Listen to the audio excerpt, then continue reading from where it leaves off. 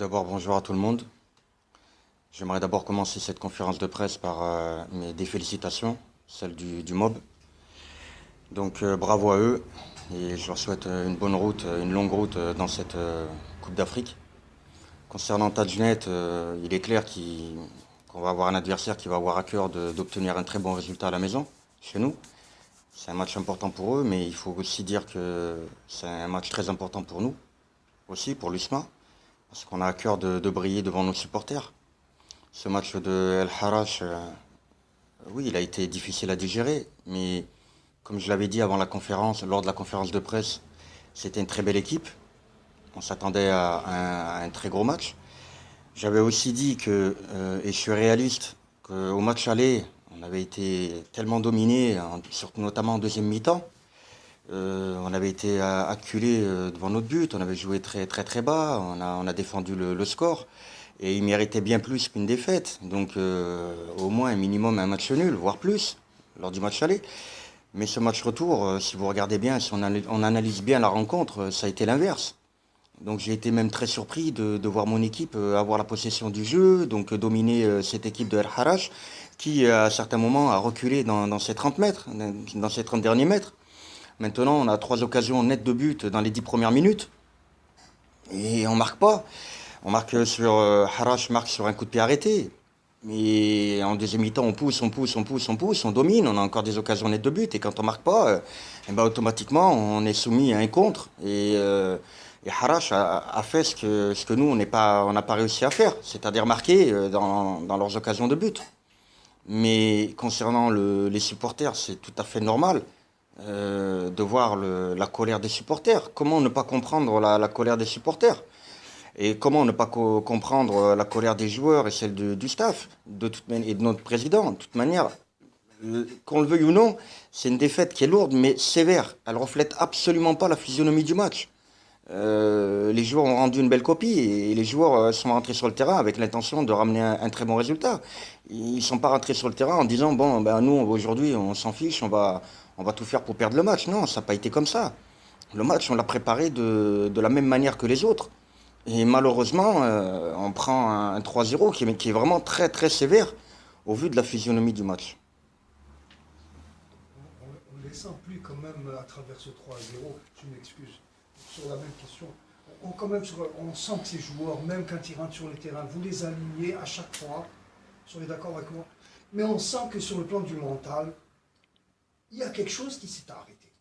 Parce que c'est vrai, quand on regarde le déroulement de ce match, on rate des autres, mais ce n'est pas les joueurs que nous avions d'habitude sous les yeux. Et on sent que quelque chose s'est arrêté dans cette équipe. C'est très facile à expliquer. Oui, Après que les gens veuillent l'accepter, que les gens veuillent l'écouter, oui ou non, les joueurs sont usés. Ça fait 2 mois que je tire la sonnette d'alarme. Ça fait 2 mois que je dis, les 2 derniers mois sont très difficiles à gérer. Pourquoi? Parce que la débauche d'énergie du staff technique, médical, des joueurs a été tellement importante qu'arrivé à un moment donné, dans les dernières journées, les joueurs sont usés, fatigués, vidés. Ça, il faut le comprendre. C'est une réaction logique du. Voilà, c'est une réaction complètement logique. Maintenant, qu'on le veuille ou non, il faut l'accepter. C'est difficile, mais il faut l'accepter. C'est comme ça, on ne peut pas faire autrement. Maintenant, les joueurs ont besoin de repos et vous verrez que la saison prochaine, avec une nouvelle préparation qui va être digne de ce nom, qui va durer entre 4 et 6 semaines, avec des matchs amicaux, ça sera une toute nouvelle équipe. C'est pas. Là, vous vous rendez compte, mais les gens. Tout le monde oublie ce qui s'est passé. Une semaine de repos, même pas. Et on est reparti dans le vif du sujet avec l'enchaînement des matchs à très très haute intensité. Ligue des champions, championnat, Ligue des champions. Mais c'est pas facile à gérer tout ça. Et heureusement que le staff technique, notamment les préparateurs physiques du club et le staff médical ont fait un très bon travail. Et c'est la raison pour laquelle on a pu aller au bout de ce championnat. Mais c'est pas facile. Coach, demain, bon, face au DRBT, ça sera un match de fête, un match de gala. Il y aura certainement la présence des supporters. Ne craignez-vous pas une réaction négative de ces fans lors de ce match de fête? Alors vous savez, je vais vous répéter ce que j'ai dit dans différentes télés que j'ai fait dernièrement. Et je regrette pas de l'avoir dit, et je vais vous le confirmer aujourd'hui, le supporter de l'USMA, c'est un supporter qui a de la classe. Quand je le croise dans la rue, il me montre toute sa classe au naturel. C'est pas plus tard qu'hier. Pas plus tard qu'hier, j'étais à pied et j'ai croisé tout un tas de supporters de l'USMA qui s'arrêtent en voiture pour venir me parler. Je veux dire, mais moi, quand j'entends leur discours, c'est vraiment des supporters qui ont beaucoup de classe, qui aiment leur club. Et voilà, c'est une fierté d'être pour moi aujourd'hui l'entraîneur de l'USMA, même si on aurait aimé que cette fin de saison se termine de la meilleure des façons. Malheureusement, il faut faire le dos rond et c'est comme ça. Non, je crains pas une mauvaise réaction de ces supporters. Ils ont trop de classe pour arriver lors du match de Tadjnet et gâcher la fête. Non, non. Je suis très confiant par rapport à ça. Sur ce plan-là, vous sentez qu'il y a une reconnaissance de la part du public usmiste. Mais complètement. Mais complètement. J'ai aucun doute là-dessus. Franchement, j'ai aucun doute là-dessus. C'est quand on voit la colère des supporters, mais c'est tout à fait normal parce que c'est des gens qui aiment vraiment leur club. Moi aujourd'hui, j'ai compris à quel point un supporter peut aimer son club, à quel point le club a une importance dans sa vie. Il y a des gens qui préfèrent l'USMA à leur femme. Voilà. Quand je croise les supporters de l'USMA et d'autres supporters d'autres supporters des autres clubs, quand j'entends et je vais le répéter encore aujourd'hui, mais il faut le dire parce que c'est important. J'ai l'USMA dans les veines, mais ça veut tout dire. Donc c'est des supporters qui aimeraient tant avoir de très très bons résultats. Et maintenant, avec le staff technique, médical et les joueurs, on retiendra qu'on leur a apporté ce 7e titre de champion d'Algérie. Et on en est fiers.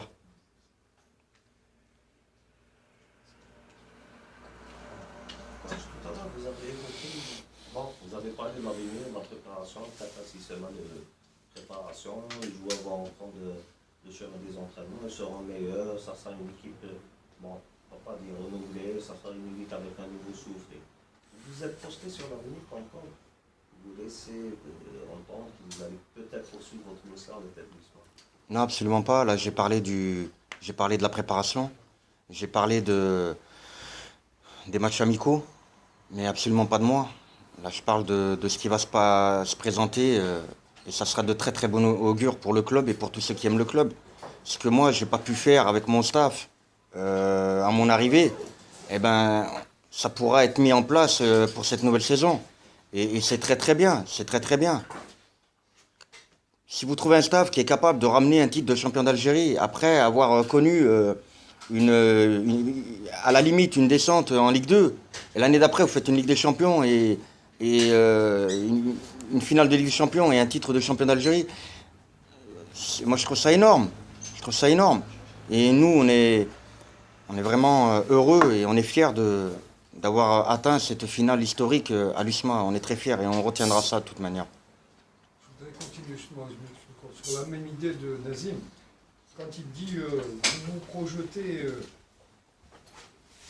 quelque part dans votre tête, il faut bien se projeter quelque part. Un entraîneur a une carrière devant lui, il n'est pas derrière, il continue. Mais en fait, moi je me rappelle, pour vous reprendre, hein, les collègues étaient présents quand vous avez dit après le match de l'Asmo, je vous dirai si je reste ou si je pars. Alors moi je renouvelle cette question aujourd'hui qui est quand même d'actualité. Hein. Alors, Elle fait partie aussi de... Alors j'avais dit exactement mot pour mot, je parlerai de mon avenir après le match de l'Asmo. C'est mot pour mot ce que j'avais dit. Quand le lendemain, je vois dans le journal Hamdi partant officiel, on déforme mes propos. Très sincèrement, vous croyez que j'ai envie de parler de mon avenir quand je vois des choses comme ça?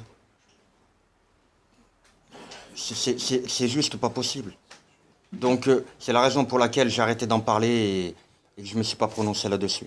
Juste par rapport à ça. Et je me prononcerai un peu plus tard de toute manière. Mais là, ça sera d'ici quelques jours. C'est clair. J'espère en conférence de presse. Ça sera d'ici quelques jours. Justement, est-ce que vous avez des contacts ou bien des touches d'autres clubs en Algérie?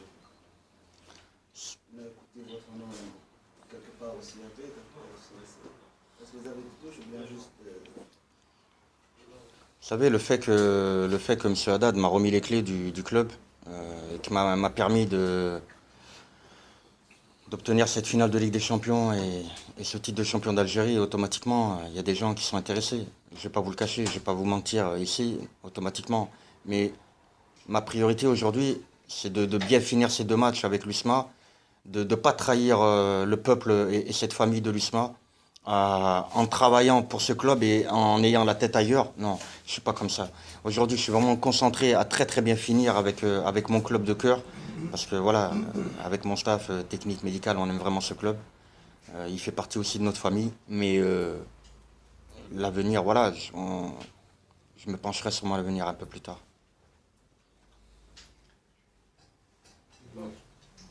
Alors, Chafa il a raté les premières séances de la semaine. On aimerait bien savoir les raisons de ces absences.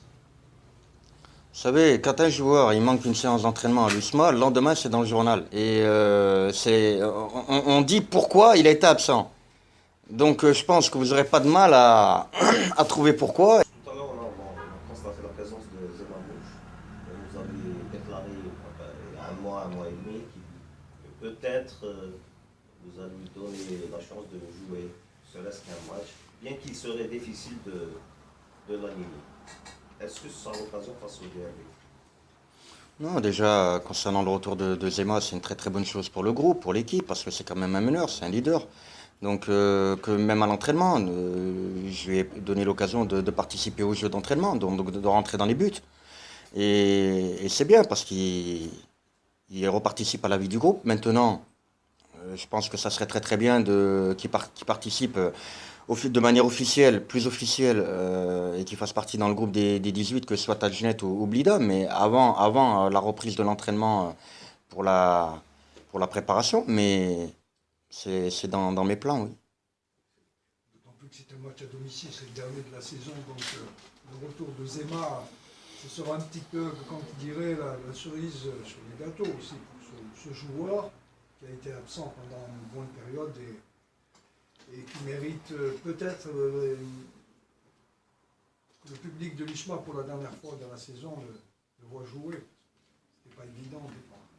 Oui, c'est pas évident parce que on connaît l'impact qu'il a dans le groupe. Je veux dire, Zema, il est plus à présenter. Il a été élu meilleur gardien d'Algérie, donc il a des qualités, que ce soit technique ou en tant que meneur d'homme. Donc, et le fait qu'il soit revenu dans le groupe, que ce soit dans le vestiaire ou à l'entraînement, moi je le vois, je surveille beaucoup mes joueurs. Ils parlent beaucoup. Donc, c'est très intéressant. Vous avez déjà une petite idée sur le 11 ou les 18 que vous avez pour ce match? Est-ce qu'il y a eu des blessés? Est-ce qu'il y a des joueurs qui sont déjà partants pour ce match de vendredi?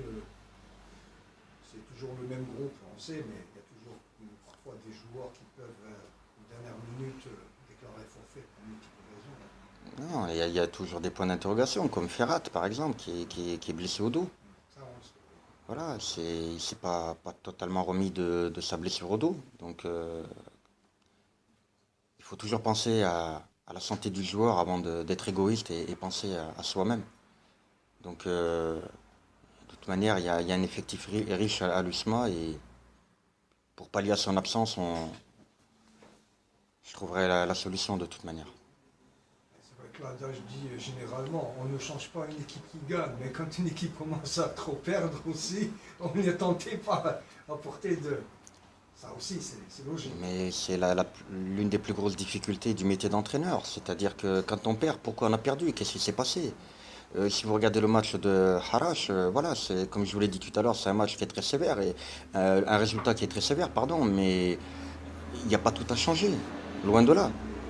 Il y a beaucoup de joueurs qui ont répondu présent, qui ont fait un bon match, qui n'ont pas été récompensés de leurs efforts. J'ai été d'ailleurs triste pour eux à la fin du match. Mais voilà, il faut l'accepter, c'est le football, c'est comme ça. Il y a des hauts, il y a des bas, et quand il y a des hauts, tout le monde est content, mais quand il y a des bas, il faut faire le dos rond, patienter et surtout l'accepter. C'est comme ça qu'on progresse. Débat. Les autres collègues, La dernière. Le prochain match, ça va être des occasions pour la conciliation avec les supporters. Vous savez, je vais vous faire une confidence. Je pense pas que que la cassure entre les supporters et les joueurs soit aussi grande que ça. Je pense que c'est surtout dans les médias que ça a été amplifié, par la presse, ça j'en suis convaincu. Mais c'est certainement pas par les supporters. Les supporters sont en colère par rapport aux résultats, aux derniers résultats. Mais si vous demandez aux supporters à quel point, sur une échelle de 1 à 10, ils aiment leur club, leur équipe, vous verrez qu'ils vous répondront 15 ou 20. Ils vont pas vous répondre 8 ou 7. Non. Tellement qu'ils aiment leur club. Donc la cassure, non. C'est la presse qui fait en sorte et qui veut que la cassure soit énorme. Mais moi, je vous le dis de l'intérieur, parce que je croise tous les jours les supporters de l'USMA. C'est pas le cas. C'est loin d'être le cas. Question. Coach, est-ce que Hamdi est satisfait concernant la rire avec l'USMA personnellement? Est-ce que je suis satisfait Ouais. de Votre parcours Votre avec parcours. l'USMA cette saison. Ben, Totalement. Puis champion, hein. si on part du principe qu'on arrive, nous, au mois de juin, sans préparation, sans match amicaux, sans rien, on récupère un groupe malade, usé, vidé à tous les niveaux, et qu'on rentre vite dans l'essentiel, et qu'à l'arrivée, on fait une finale historique de Ligue des Champions. C'est jamais arrivé dans l'histoire du club. Et on est champion d'Algérie et un titre de champion prématuré. Mais bien sûr, je suis heureux, je suis fier même. Je suis fier. Et je trouve plutôt que ce soit un très très bon parcours. Et si vous demandez aux autres entraîneurs du championnat s'ils voudraient ma place, je pense qu'ils la prendraient tous. Donc oui, je pense que je suis très très fier d'avoir contribué avec tout mon staff, et technique, médical, administratif, à ces très bons résultats. Et je pense qu'aujourd'hui, l'USMA est dans de bons rails. Il a repris le bon chemin par rapport à la saison dernière. Et il faut maintenant continuer à travailler dans la continuité et continuer à faire progresser ce club, cette équipe. Et je pense, Inch'Allah, qu'il y aura de très bons résultats à l'avenir.